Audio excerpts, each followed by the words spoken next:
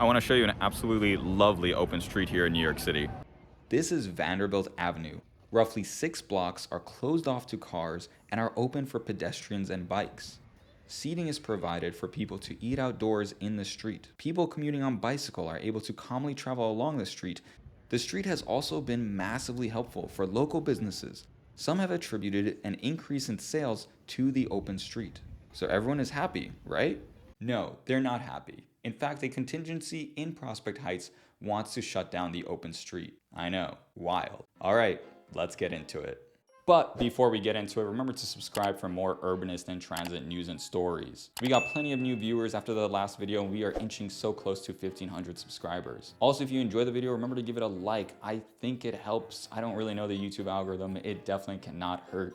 All right, now let's get into it. Before we get into the opposition of the open street, let's talk about how we got here. Roll back to 2020 when New York City was reeling from the pandemic. The city was largely shuttered, people were quarantining, and morale across the city was waning. People who had the means fled the city, and local businesses really started to struggle. In order to make sure small businesses across the city didn't totally collapse, the city started the Open Street Initiative. The goal is to get up to 100 miles of those open streets. The idea was to provide outdoor spaces in which people could gather, support the local businesses, and socialize, all while maintaining social distancing rules. Several open streets were opened across Brooklyn, including in the neighborhood of Prospect Heights. And in the summer of 2020, a temporary open street was opened on Vanderbilt Avenue.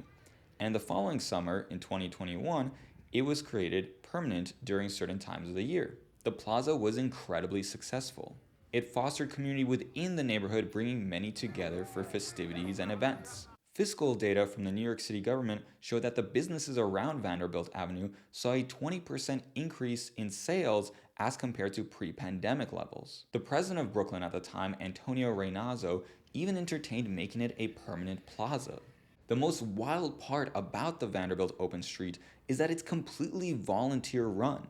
These are just local people that are passionate about fostering community in their neighborhood. However, the success of this open street became a point of contention for other businesses in the neighborhood and some members of the community. While the businesses around Vanderbilt Avenue saw massive success, other businesses in the neighborhood felt like they were getting left behind. 2 avenues away from Vanderbilt on Washington Avenue, 13 businesses penned a letter of petition to the New York City Department of Transportation asking them to reconsider the open street, as they were concerned that it was taking business away from them. One business owner claimed that our business is down, every weekend Vanderbilt is open. Another group of disgruntled neighbors organized to have the open street removed, as they claimed that it was causing congestion and pollution to pile up on Washington Avenue. It's just non-stop traffic jam, one resident complained. I do think it's important to address these points productively and sincerely. These businesses and locals are struggling, and they're trying to analyze the situation and form a solution. And while I think they may have analyzed this situation correctly, their solution is wrong, and I'm afraid it might actually hurt them more than help them.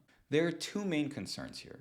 One is that the open street is causing traffic to move towards Washington Ave, causing congestion and pollution. The second is that the open street is hurting the businesses that are not on the open street. So, is it? So the DOT did show that in the second quarter of 2022, the businesses on Vanderbilt Avenue, the open street, saw a 20% increase in sales compared to pre-pandemic levels. Businesses in Prospect Heights outside of the avenue, which includes businesses on Washington Ave, saw a decrease in sales by 40%. But a single quarter doesn't really give us the whole picture. Let's look at the taxable sales data across Prospect Heights over the course of the pandemic. Using the data that the New York City government has provided, we see the history of sales data on Vanderbilt Avenue looks like this. Keep in mind, however, Vanderbilt Avenue only had open streets during these periods. Now, if the open street did have a negative impact on other businesses in Prospect Heights and Washington Avenue, we would expect the data to look something like this. In other words, when business is doing well on Vanderbilt Avenue, businesses in Prospect Heights and Washington Avenue are struggling. But the actual data looks like this. We do indeed see a gain in sales on Vanderbilt Avenue after the first open street. But at the start of 2021 and after the open street closes, we see a massive drop in sales for both groups, likely because COVID was making a resurgence at this time.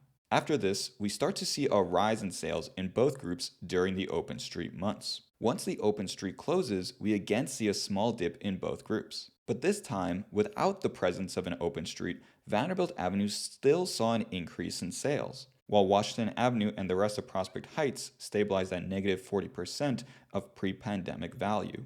The data certainly shows that businesses on Washington Ave have lost revenue. I'm not denying that. But it doesn't seem fair to me to say that it's because of the open street. In fact, you could easily make the argument that the open street had a spillover effect and helped other businesses in the Prospect Heights area. The businesses subsequently lost sales when the open street went away. But you can find an even more simple reason for why Vanderbilt is seeing a better recovery. One simple answer is just density. In the late 2010s, high-density apartment complexes went up around Vanderbilt Avenue, and more people close by means more sales. Furthermore, if you look at the raw dollar amounts, you'll see that the 20% increase that Vanderbilt Avenue is enjoying is about $1 million.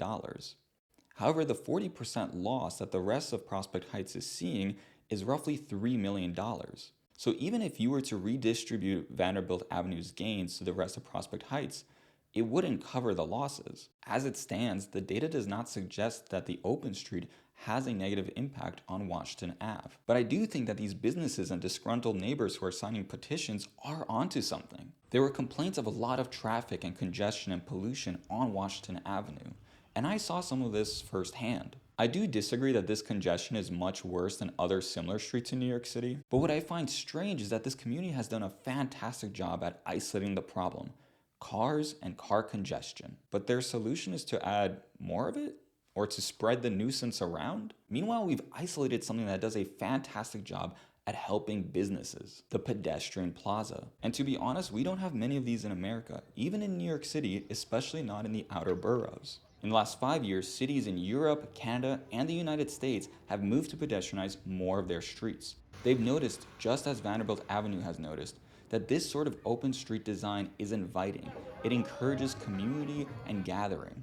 It helps businesses in commercial areas. This comes back to a fundamental issue that I've talked about in a previous episode. Not all of our streets have to be made for the car. We can have streets that allow cars and even make small exceptions. But we need more streets that prioritize the pedestrian and those that cannot physically drive due to impairments. We have swung the pendulum of car dependency way too far, and it's time to start making more places for people. The answer here isn't to remove the open street on Vanderbilt Avenue. If anything, it's to make it permanent, and to create an open street on Washington Avenue as well. The decision to remove the open street on Vanderbilt Avenue is dangerous, not just for the businesses on Vanderbilt Avenue or the community around it, but ironically for Washington Avenue. If we remove this open street, I predict that even the minor spillover effect that Washington Avenue and other streets get from the open street will completely disappear. Removing the open street will not bring businesses back to Washington Avenue. If anything, it may give Brooklynites less of a reason to stay in the area. The DOT has already stated that it would be willing to work with the businesses on Washington Avenue to open up their own open street. And I think for their sake, they should take advantage of this awesome opportunity. If you want to support the Vanderbilt Avenue open street, I have a link in the description where you can go and sign a petition to preserve it. If you want to help the businesses on Washington Avenue get their own open street, I encourage you to reach out to the DOT. I have a link in the description for that as well. If you really want to help the businesses on Washington Avenue, I encourage you to go out there and check out some of the local businesses. They could really use your help. And honestly, their food is really good.